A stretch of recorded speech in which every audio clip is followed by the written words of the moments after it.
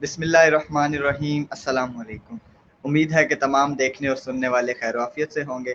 मैं हूं आपका होस्ट उमैर क़य्यूम और हाजिर हुआ हूं आज एक बहुत ही स्पेशल मेहमान के साथ, जिनका नाम है आतिफ मजीद, जो कि पाकिस्तान के शहर लाहौर से ताल्लुक़ रखते हैं, जो कि एक मोटिवेशनल स्पीकर हैं, एंटरप्रेन्योर हैं, ट्रैवलर हैं, सोशल मीडिया एक्टिविस्ट हैं। और सबसे पहले तो अस्सलाम वालेकुम सर, क्या हाल है आपका?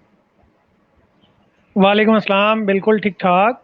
और मैं सबसे पहले आपका शुक्रिया अदा करना चाहता हूं कि आपने मुझे यहाँ पे बुलाया और स्पेशल मौका दिया मुझे, तो इसके लिए मैं तहे दिल से आपका शुक्रगुजार। Thank you so much sir. हम आपके मशकूर हैं कि आपने हमें इस काबिल समझा और आज हमें इस लाइव सेशन में ज्वाइन किया। बहुत बहुत शुक्रिया आपका। सबसे पहले बताना चाहूँगा कि this interview series is supported by Rehan foundation and connection of peace and is a part of connected Pakistani.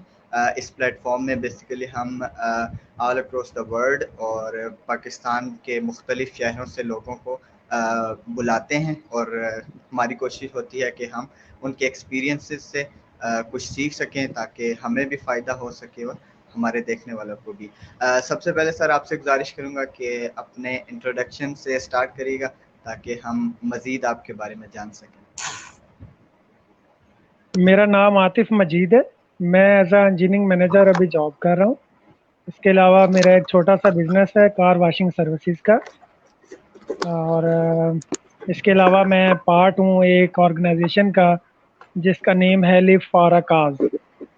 तो यही मेरा छोटा सा ब्रीफ इंट्रोडक्शन है। सबसे पहले सर आपसे पूछना चाहूँगा कि आप अपनी वर्किंग लाइफ के बारे में बताइएगा। आपने किन किन चीज़ों पे काम किया है और आपके जो एक्सपीरियंसेस हैं। मैं जो कि इंजीनियरिंग फील्ड से बिलोंग करता हूं, तो सबसे पहले मैंने जिस कंपनी को ज्वाइन किया उसका नाम OGDCL है, ऑयल एंड गैस कंपनी है। वहां से मैंने अपना प्रोफेशनल करियर स्टार्ट किया और वहां से बहुत ज़्यादा लर्न किया मैंने। उसके बाद फिर और डिफरेंट कंपनीज हैं जिसमें अस्क्री सीमेंट है और सितारा केमिकल है। इसी तरह अभी मैं एक कंपनी में हूँ जो कि मल्टीनेशनल कंपनी है जिसमें as a engineering manager job कर रहा हूँ। यही मेरा जो वर्किंग बैकग्राउंड है वो यही है। इसके बाद जब से मैं लाहौर में शिफ्ट हुआ यहीं पे मेरी जॉब है। इसके साथ मैंने सोचा कि मुझे एंटरप्रेन्योरशिप की तरफ आना चाहिए।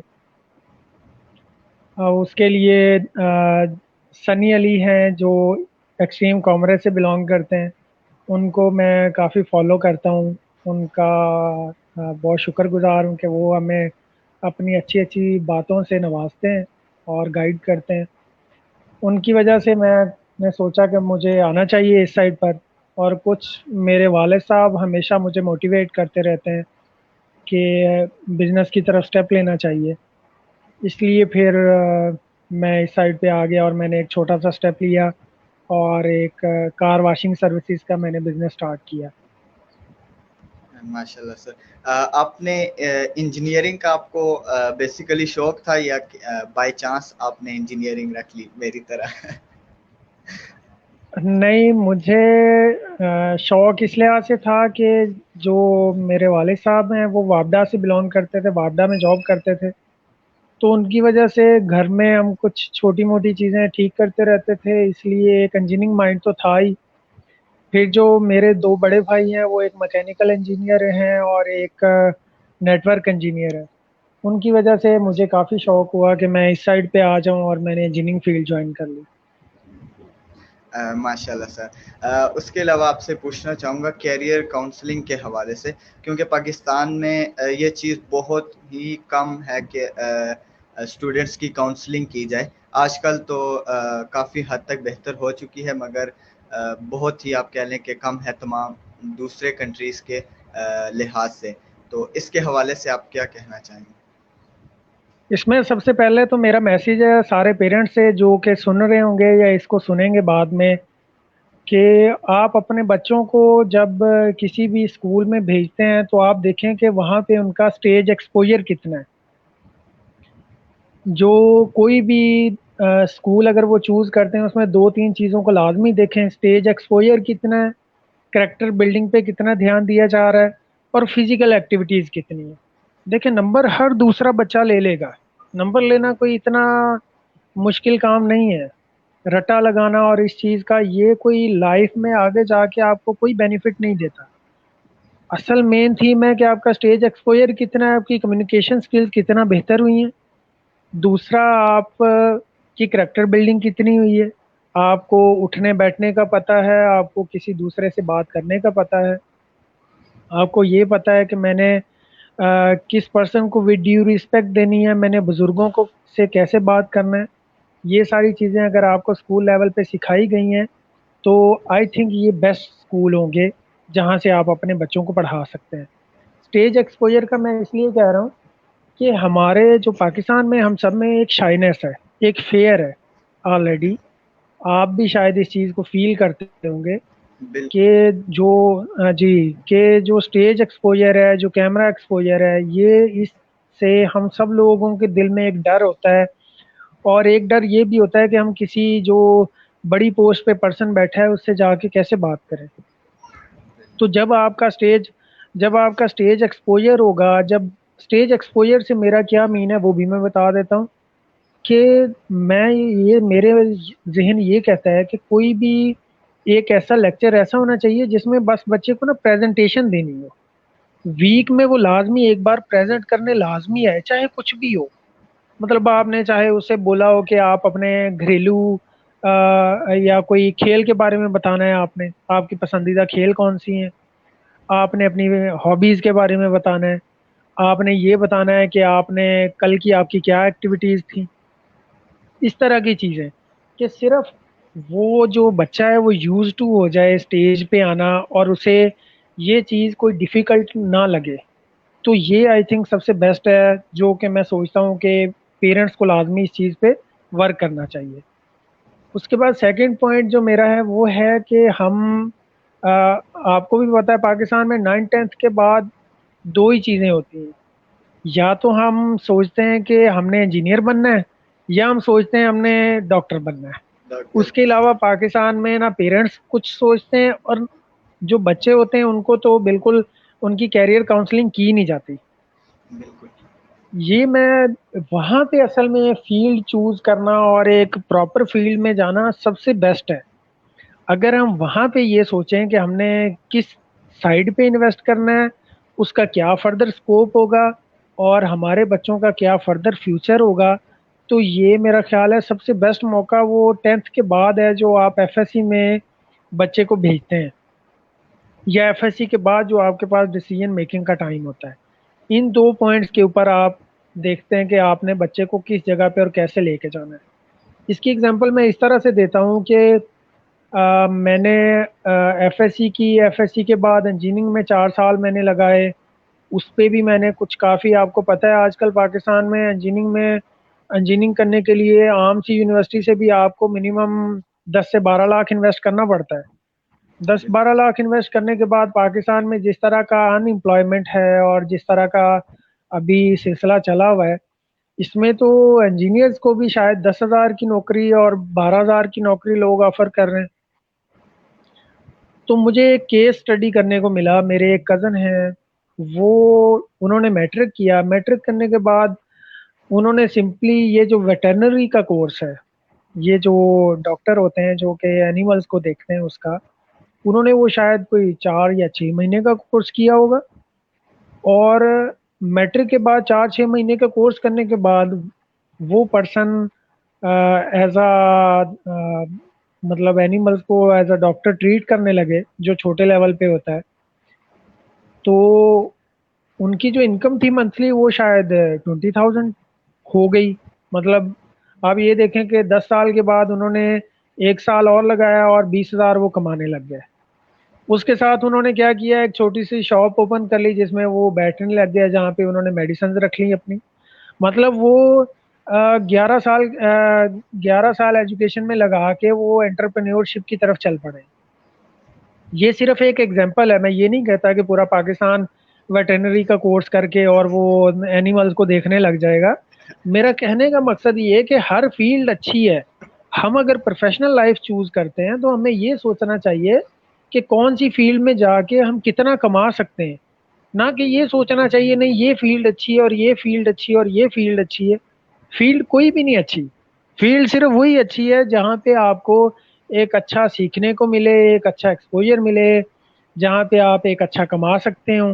देखें, दो चीज़ें होती हैं, एक है इंसान का ड्रीम और एक है आपने अपना प्रोफेशनल कैरियर चूज करना है। तो काफ़ी सारे लोग अपने ड्रीम की तरफ जाते हैं, ड्रीम, और काफ़ी सारे लोग कहते हैं कि नहीं हम ड्रीम को तो चेज नहीं कर सकते क्योंकि हमारे घरेलू हालात इजाज़त नहीं देते इसकी। तो वो अपने प्रोफेशनल कैरियर की तरफ चले जाते हैं। प्रोफेशनल कैरियर के साथ साथ वो अपने ड्रीम को फॉलो अप करते हैं। तो इसी तरीके से मेरा सब भाइयों को, जितने लोग हैं, जिन जो पेरेंट्स मुझे देखेंगे या आपके ये फोरम के थ्रू, मैं ये कहना चाहता हूँ कि ये इस चीज़ को माइंड से निकाल दें कि कौन सी फील्ड कैसी है। मतलब अगर आपका बच्चा 11 साल के बाद 20-25 हज़ार या 30 हज़ार कमा रहा है और वो एंटरप्रेन्योरशिप की तरफ चला गया है, तो इससे अच्छी और कोई चीज़ नहीं है। हालांकि हम 16 ईयर एजुकेशन करके, इवन 18 ईयर एजुकेशन करके हम सोच रहे होते हैं कि हमने जॉब ढूंढनी है। जॉब ढूंढने के हालात भी ऐसे हैं कि उसमें आप पाकिस्तान के हालात देख ही सकते हैं। बिल्कुल ऐसे। अच्छा, ये दो पॉइंट हो गए। और इसमें अभी मैं थर्ड पॉइंट ऐड करना चाह रहा हूँ कि हम सबको पहले तो ये माइंड क्लियर करना चाहिए कि जो रिस्क है ना, ये एजुकेशन से रिलेटेड नहीं है। मैंने काफ़ी सारे अनपढ़ लोगों को देखा है जो कि उनके अंदर काफ़ी सारे पढ़े लिखे और हाई इंटेलेक्चुअल जो पर्सन होते हैं, वो उनके नीचे जॉब कर रहे हैं।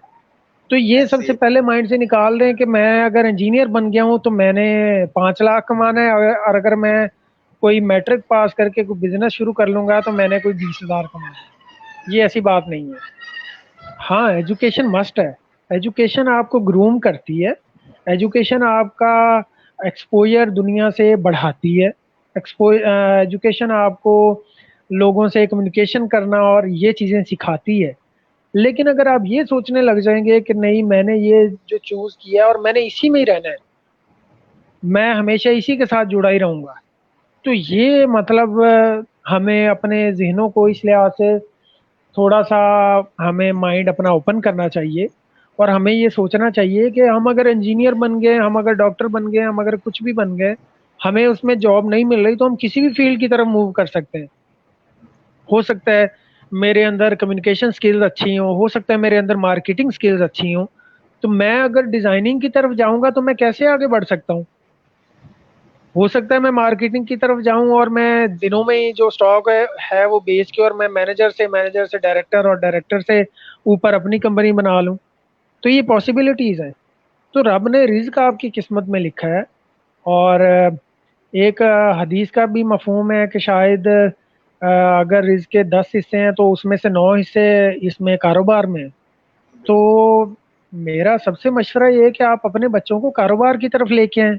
कारोबार की तरफ कैसे लेके आ सकते हैं? मैं एक रिसर्च पढ़ रहा था, आई डोंट नो कौन सी वो गैर मुस्लिम कम्युनिटी है, उसके अंदर जब बच्चा कुछ 6th क्लास में जाता है तो उसको कोई $2000 देते हैं कि आप जाके इन्वेस्ट करें और इसके साथ $4000 कमा के लेके आए। तो हम तो बच्चे को 10 रुपए देते हुए डरते हैं कि यार तुमने गिरा देने हैं बाहर, ऐसे तो नहीं चलेगा, ऐसे कैसे कॉन्फिडेंस देंगे हम। इसलिए हम सबको, जितने पेरेंट्स देख रहे हैं उनको चाहिए कि वो अपने बच्चों को पैसे दें। उनको ऐसे ना करें कि वो हर टाइम आपके ऊपर डिपेंडेंट हो।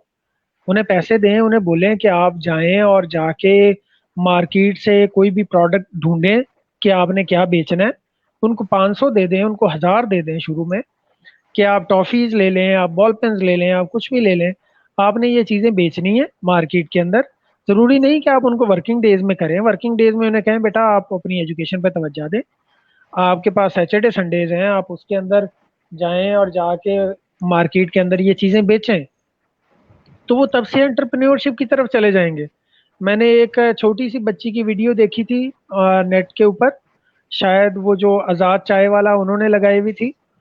तो वो आई थिंक 10 years ओल्ड थी, तो वो शायद आई डोंट नो वो जो स्टिकी सी एक चीज होती है जिसके साथ कोई भी चीजें बना सकते हैं। उसका जी नेम डो, मेरे ज़हन में नहीं है। अ, जी, चाइना में टी या डो बोलते हैं उसको। जी जी। बिल्कुल बिल्कुल वही। तो वो सेल कर रही थी। अब वो 10 ईयर्स की बच्ची वो सेल कर रही है, तो क्यों नहीं बच्चे बाकी कर सकते हैं। तो इस मामले में वालिदैन को चाहिए कि वो अपने बच्चों का माइंड शुरू से एंटरप्रेन्योरशिप की तरफ लेके आए, ताकि उनको पता चले कि हाँ जी, हमने इस तरीके से पैसा कमाना है, इस तरीके से बिजनेस की तरफ आना है। यहाँ पे एक और पॉइंट मैं ऐड करना चाहूँगा कि वालिदैन को ये भी चाहिए कि अपने बच्चों को इस चीज़ में फ़र्क बताएं कि पैसा एक ज़रूरत है ज़िंदगी की, लेकिन सब कुछ नहीं है। जो रिलेशंस होते हैं, जो माँ बाप के रिलेशन होते हैं, जो बहन भाइयों के रिलेशन होते हैं, जो दोस्त अहबाब के रिलेशन होते हैं, जो आपकी कम्युनिटी होती है, वो ज़्यादा चीज़ है, वो ज़्यादा मैटर करती है। ना कि आपके पास जब पैसा हो तो आप भूल जाएं कि हमने अपने पेरेंट्स से भी मिलना है, ना आप ये भूल जाएं कि हमने बहन भाइयों से भी मिलना है। तो ये चीज़ बहुत मैटर करती है कि ये वालिदैन अपने बच्चों के अंदर ये इनहेरिट करें। इनहेरिट कैसे कर सकते हैं? वो अपने प्रैक्टिकल लाइफ से इनहेरिट कर सकते हैं। अगर वालिदैन अपने बच्चों के साथ गपशप करेंगे, टाइम देंगे, फ्रैंकनेस दिखाएंगे, तो बच्चे उसी तरह से जब बड़े होंगे तो उनके नज़दीक सिर्फ पैसा पैसा ही नहीं होगा, उनके नज़दीक जो रिलेशंस की वैल्यू है वो भी होगी। इसके बाद मैं जो फोर्थ पॉइंट है वो ऐड करना चाहूँगा कि जो हमारे एजुकेशन सिस्टम में फेलियर्स हैं उसके ऊपर बात करूँगा कि कोई भी हमारी जो यूनिवर्सिटीज़ हैं, जो कॉलेजेस हैं, वो हमें प्रैक्टिकल एजुकेशन, प्रैक्टिकल उस साइड पे नहीं लेके जाते, प्रोफेशनल एजुकेशन की तरफ नहीं लेके जाते जिस तरह के एडवांस कंट्रीज़ में है। जिस तरह आज़ाद चाय वाला या बाकी सारे लोग स्किल्स डेवलपमेंट के बारे में बात कर रहे हैं, तो ये बहुत मैटर करता है। स्किल्स डेवलपमेंट करना, स्किल्स सीखना, ये बहुत ज़्यादा मैटर करता है। अगर हमारे स्कूल्स, हमारे कॉलेजेस, हमारी यूनिवर्सिटीज़ इस चीज़ के ऊपर तवज्जो दे दें, तो मैं कहता हूँ कि शायद पाकिस्तान 10 साल में ही कोई एडवांस कंट्रीज़ में पहुँच जाए, या इवन एक काविश हो सकती है कि इम्पैक्ट नज़र आएगा वाजिया तौर पे। ये एक आप क्वेश्चन अगर। सर आपसे पूछना चाहूंगा। जी जी, पूछिएगा। बेसिकली हमारे माशरे में देखा जाता है कि जो अगर छोटा बच्चा है, या मीन्स कि आप कह लें कि अभी वो पढ़ रहा है और उसके साथ वो कोई यानी कि किसी शॉप में काम कर रहा है, या कोई भी उसने बर्गर बेच रहा है, कुछ भी बेच रहा है, तो उसको ना हकारत की नज़र से देखा जाता है। उसको गरीब समझा जाता है कि यार ये तो गरीब है इसलिए जॉब कर रहे हैं, हमारे पास तो पैसा है, हमें तो इसकी ज़रूरत नहीं है। तो इस चीज़ को आप क्या समझते हैं कि किस तरह से हमें इस चीज़ को ओवरकम करना चाहिए? देखें, सबसे पहले तो ओवरकम इस लिहाज से किया जा सकता है कि हम अपने बच्चों को बावर कराएं कि जो काम है ना उसमें कोई छोटी बड़ी चीज़ नहीं है, कोई भी काम हो सकता है। मैं अभी इंजीनियरिंग मैनेजर हूँ, मैं घर में जाता हूँ तो मैं ज़मीनों पे भी काम करता हूँ, मैं भैंसों के लिए चारा भी काट लेता हूँ, क्योंकि वो काम है, एक घर का काम है। मैं मतलब इंजीनियरिंग मैनेजर बन गया हूँ, यहाँ पे एक अच्छी इंडस्ट्री में जॉब कर रहा हूँ, अच्छे कपड़े पहन लेता हूँ, तो इसका ये मतलब नहीं कि वो मैं काम भूल गया हूँ, या मैं अपनी बेस, अपनी एहसास भूल गया हूँ। तो जब हम सब में ये फेयर और ये शर्म खत्म हो जाएगी कि काम काम है, तो हम सब तरक्की करने लग जाएंगे। यही तो बात है कि हम पाकिस्तान में रह के बर्गर नहीं बेच सकते, लेकिन हम बाहर वाले मुल्क में जाके गाड़ियां भी धो सकते हैं, कुत्ते भी नहला सकते हैं, बहुत सारे काम कर सकते हैं। तो लेकिन पाकिस्तान में जब आएंगे तो हम चौधरी बन के आएंगे, वाइट कलर का कॉटन का सूट पहन के आएंगे, या पेंट कोट पहन के आएंगे। तो ये सिर्फ हमें अपने आप को बावर करवाने की ज़रूरत है कि ये इससे इज्जत नफ्स पे कोई मसला नहीं है।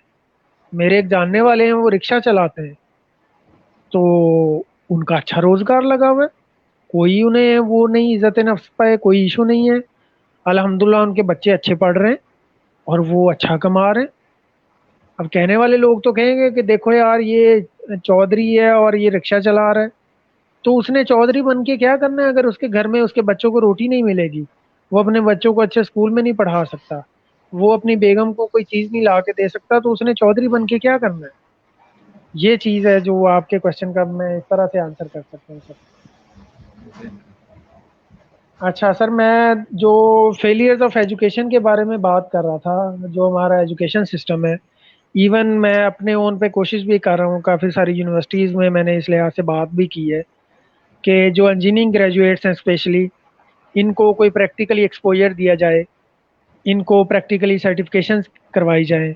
इसी तरीके से जो बैंकिंग रिलेटेड लोग हैं या जो मार्केटिंग रिलेटेड लोग हैं, उनको होना ऐसे चाहिए कि एक सेमेस्टर उनकी एजुकेशन हो, एक सेमेस्टर उनकी प्रैक्टिकल लाइफ हो, वो किसी कंपनी के साथ अटैच हो। बल्कि इवन जब वो हायर किए जाएं तो वो समझे उस कंपनी में हायर किए जाएं, उस कंपनी की तरफ से वो यूनिवर्सिटी में पढ़ने आए। इस तरीके से हमारा जो सिस्टम है ये इवॉल्व हो सकता है। इस तरीके से हम अपने इस एजुकेशन सिस्टम के फेलियर्स को compete कर सकते हैं। वरना तो अभी आप देखें कि अगर कोई प्रैक्टिकल पर्सन किसी यूनिवर्सिटी में जाना चाहता है तो उस यूनिवर्सिटी में हायर नहीं किया जाता, क्या आपके पास टीचिंग का वो नहीं है, एक्सपीरियंस नहीं है। एक्सपीरियंस। तो जो बच्चा वो जो टीचर पढ़ा के भेजता है प्रैक्टिकली किसी भी इंडस्ट्री के अंदर, तो वो इंडस्ट्री में जाके कैसे काम करेगा जब उसने कभी कोई चीज़ देखी नहीं है। वो कैसे काम करेगा और कोई एंटरप्रेन्योर कैसे उसको हायर करेगा। मतलब अगर मैं किसी पर्सन को हायर करता हूँ ऐसे को जिसको गाड़ियाँ वॉश करना नहीं आती, तो मैं उसको कैसे पैसे दूंगा, आप बताएं मुझे। नहीं दे सकता पैसे। या मैं सोचूंगा यार इसको मैंने जो 20,000 या 30,000 देना है, इसकी बजाय मैं 10,000 वाला कोई आम सा पर्सन हायर कर लेता हूँ जिसको कुछ भी नहीं आता। तो सिखाना है ना मैंने, तो मैं खुद ही सिखा लूंगा। ये हम इंजीनियर्स के साथ या कोई भी जो टेक्निकल इंडस्ट्री से रिलेटेड लोग हैं उनके साथ ये बहुत बड़ा मसला है। हमें हायर नहीं किया जाता। उसकी मेन थीम यही है कि लोग ये समझते हैं कि हम इनको क्यों हायर करें, इनको क्यों हायर पेज पे हायर करें जब इनको कुछ भी नहीं आता। और डेफिनेटली हमें कुछ नहीं आता होता। हमारी जो यूनिवर्सिटीज़ हैं वहाँ पे कुछ प्रैक्टिकल नहीं है। और ये कोई एक आध यूनिवर्सिटी नहीं, पूरे पाकिस्तान की कोई यूनिवर्सिटी कोई सर्टिफिकेशन नहीं आपको करवाती, कोई प्रैक्टिकली उस लिहाज से अप्रोच नहीं करवाती कि आप डायरेक्ट इंडस्ट्री में जाएं और आप डायरेक्ट आपको रिस्पॉन्सिबिलिटीज़ दे दी जाए। ये था कि जिसमें फेलियर्स ऑफ एजुकेशन के बारे में मैंने बात की है। उसके बाद आ जाता है कि स्मॉल एंटरप्रेन्योरशिप के बारे में बात करना चाहता हूँ मैं, जी कि जी। जितने हम पढ़े लिखे लोग हैं पाकिस्तान में, तो वैसे बहुत सारी मेम्स बनती हैं कि जो ये इंजीनियर्स जो हैं वो अ, किसी भी फील्ड में जॉब कर लेते हैं अपनी फील्ड को छोड़ के। तो ये वैसे हमारे लिए एक प्राउड की चीज़ है कि हम किसी भी फील्ड को ज्वाइन कर लेते हैं अपनी फील्ड को छोड़ के। मैं चाहता हूँ कि इस तरह हर किसी के अंदर फ्लेक्सिबिलिटी आनी चाहिए। देखें, जो इंजीनियर्स हैं वो बहुत हाई कैपेबल होते हैं, उनके अंदर बहुत सारी स्किल्स होती हैं, वो किसी भी फील्ड को चूज कर सकते हैं और कर रहे हैं पाकिस्तान के अंदर। इसी तरीके से मैं कहता हूँ कि बाकी सब लोगों को भी होना चाहिए। हमें चाहिए कि हम छोटे छोटे स्मॉल बिजनेस से स्टार्ट करें। और स्मॉल बिजनेस के हवाले से आप आज़ाद चाय वाला को, रेहान अल्लाह वाला को, इस तरह जितने भी बड़े बड़े मेंटोर्स हैं उनको आप देखें, उनकी वीडियोस देखें। इंटरनेट पे बहुत सारा डाटा अवेलेबल है, यूट्यूब पे, बाकी सब जगह पे। आप वो देखें, वहाँ से आपको आइडियाज़ मिलेंगे छोटे छोटे। और आप बिजनेस कम्युनिटी में बैठना शुरू कर दें। बिजनेस कम्युनिटी का क्या मतलब है, अगर आपका कोई दोस्त बिजनेसमैन नहीं है तो कोई इशू नहीं है। आप ऐसा करें, आप मार्केट में जहाँ पे दुकानें हैं वहाँ पे जाके बैठना शुरू कर दें। उन्हें कहें मैं फ्री ऑफ कॉस्ट आपके साथ काम करना चाहता हूँ, आप मुझे एज अ सेल्समैन रख लें, मैं फ्री काम करूँगा। होगा क्या कि आप जब जाएंगे वहाँ पे और आप 2-4 दिन बैठेंगे तो आपको वहाँ पे अपॉर्चुनिटीज नज़र आना शुरू हो जाएंगी। आपको पता चलेगा कि यार ये अपॉर्चुनिटी है, मैं इसमें थोड़ी सी इन्वेस्टमेंट करूंगा तो मैं ये चीज़ ला के दे सकता हूँ। कि जी आप देखते हैं कि जी वहाँ पे पेपर्स चाहिए, पेपर्स का बंडल वो लेके आ रहे हैं उर्दू बाज़ार से। आप कहते हैं कि मैं उर्दू बाज़ार से खुद ही खरीदता हूँ और यहाँ पे ला के दे देता हूँ, एक बंडल के पीछे मुझे 10 रुपये बचेंगे। मैं पेट्रोल का निकालता हूँ पैसे और अपनी इन्वेस्टमेंट निकालता हूँ, तो इस लिहाज से मैं डेली के 400 या 600 कमा लूंगा। तो आप उस लिहाज से स्टार्ट हों, एक छोटा सा स्टेप लें। क्लाइंट्स आपके पास बढ़ेंगे तो आपकी अप्रोच और बढ़ जाएगी। ये सिर्फ मैं इस लिहाज से बताना चाह रहा हूँ कि जितने लोग सोचते हैं कि बिजनेस करने के लिए हमें 10 लाख, 20 लाख, 30 लाख चाहिए, और सेकंड आप बने कि जो आप पहले सेटअप शुरू करें, ना कि आप पहले शो और वो लशपश के काम में पड़ जाएं। कि शो और लशपश का काम कैसे है कि अभी आपने एक दुकान ओपन की है, उसके अंदर सामान आपके पास 1,000 का पड़ा हुआ है, लेकिन आप चाहते हैं कि पहले मैं एसी भी लगवा लूं, पहले 2 सिक्योरिटी गार्ड भी रख लूं साथ, और पहले मैं यहाँ पे अपने बैठने के लिए मैंने टाइल्स भी लगवाना है, यहाँ पे मैंने और पोस्टर्स भी लगवाने हैं बड़े बड़े, यहाँ पे एलसीडी भी होना चाहिए। तो ये सारी चीज़ें बाद की बात है। सबसे पहले अपना सेटअप शुरू करें। सेटअप शुरू करने के बाद आप अपना देखें आपका बिजनेस चलना शुरू हो गया है, तो आप उसके बाद अपनी कोई दूसरी ख्वाहिशात हैं, आपके कोई और खर्चे हैं, उसके बाद उस साइड पे जाएं। तो ये स्मॉल एंटरप्रेन्योरशिप की तरफ मैं सबको दावत देता हूँ कि सारे लोग आएं, और ये जो बड़े बड़े हमारे मेंटोर्स हैं इनको देखें और उनके साथ आप अटैच हों। तो इंशाल्लाह एक दिन आएगा, आप महीना नहीं, 2 महीने नहीं, 6 महीने नहीं, तो आप 1 साल के बाद आप कोई ना कोई स्टेप लेंगे और आप इस चीज़ की तरफ आ जाएंगे डेफिनेटली। और मैं ये कहता हूँ कि हर पर्सन लाजमी स्टेप ले, स्टेप लाजमी ले। एक बार देखिए नुकसान हो जाएगा मैक्सिमम, लेकिन आपको सीखने को मिलेगा। थोड़े पैसों से स्टार्ट कर लें ताकि आप उसको सस्टेन कर सकें। जी, बहुत बहुत शुक्रिया सर आपका। आपने आज माशाल्लाह से आपने इतना सब कुछ हमें सिखा दिया इतने थोड़े से वक्त में। आपके बहुत मशहूर हैं, और मेरी अल्लाह पाक। मेरी दो दो दो छोटी छोटी बातें रह गई हैं, वो जी छोटी छोटी हैं बिल्कुल, मैं ज़्यादा टाइम नहीं लूँगा आपका। उसमें ये है कि जो भी पर्सन हमें जिस जगह पे भी अटैच है उसको सब्र और शुक्र पड़ना चाहिए किसी भी जगह पे। मैं जितने भी अपने सर्कल्स हैं उसमें बात करता हूँ कि हम किसी भी जॉब के ऊपर हैं, हम किसी भी जगह पे हैं, हमें उस चीज़ पे 100% देना चाहिए। वहाँ पे सब्र और शुक्र पड़ना चाहिए कि हम इस जॉब पे हैं, वहाँ पे 100% मेहनत करें, तो अल्लाह ताला आपको कोई और अच्छी जॉब दे देंगे, आपके लिए कोई और वसीला बन जाएगा। लेकिन अगर हम नाशुक्रापन करेंगे और हम लोगों की टांगें खींचेंगे तो हम कभी भी ऊपर नहीं जा सकते। ये पहली बात है जो सब्र और शुक्र है।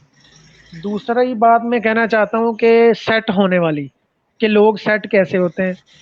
तो मैंने एक पढ़ा था कि इंसान जो है ना वो सेट तभी होता है जब वो मुर्दा कब्र में डाला जाता है ना, तो एंड पे वो कहते हैं कि ये अब सेट हो गया बिल्कुल। तो इंसान सेट तभी होता है।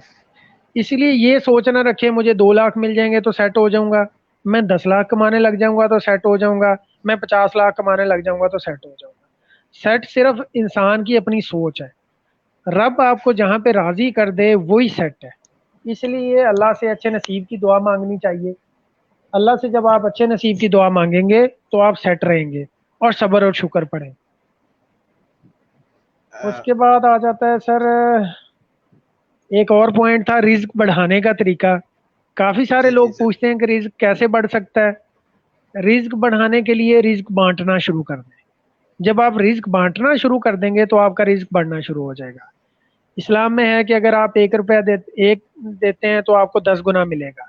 10 तो मिनट हमारे फार्मूले के मुताबिक आप 1 रुपया देंगे तो 10 मिलेंगे, 100 रुपया देंगे तो 1000 मिलेगा, 1000 देंगे तो 10,000 मिलेगा। 10 मिनट। तो आप बांटना शुरू कर दें अपने भाइयों में, बहनों में, वालदेन में, अपने रिश्तेदारों में, गरीबों में, मुसाफिरों में, और अल्लाह की राह में। जिस जिस तरह बढ़ाते जाएंगे इस तरह आपका रिज्क बढ़ता जाएगा। और सबसे आखिरी बात, लोगों की खुशियों में खुश हों, उस पे गम ना करें, हसद ना करें। एक जो हैं बाबा जी जिनको मैं बहुत फॉलो करता हूँ, उनका नाम इशफाक अहमद है। वो कहते हैं कि अगर आप फूल नहीं बन सकते तो आप कांटा भी ना बने। अगर आप कांटा नहीं बनेंगे तो एक दिन ऐसा आएगा कि आप फूल बन जाएंगे। बन इसका जाए। मतलब है कि अगर आप किसी को फायदा नहीं दे सकते तो नुकसान ना दें। एक दिन ऐसा आएगा कि आप फायदा देने वाले बन जाएंगे।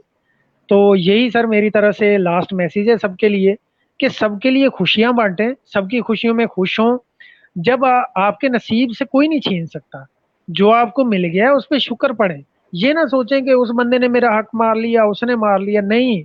कोई आपका हक नहीं मार सकता। आपकी अपने अंदर कोई ना कोई मिस्टेक होगी, आपके नसीब में अभी नहीं होगा।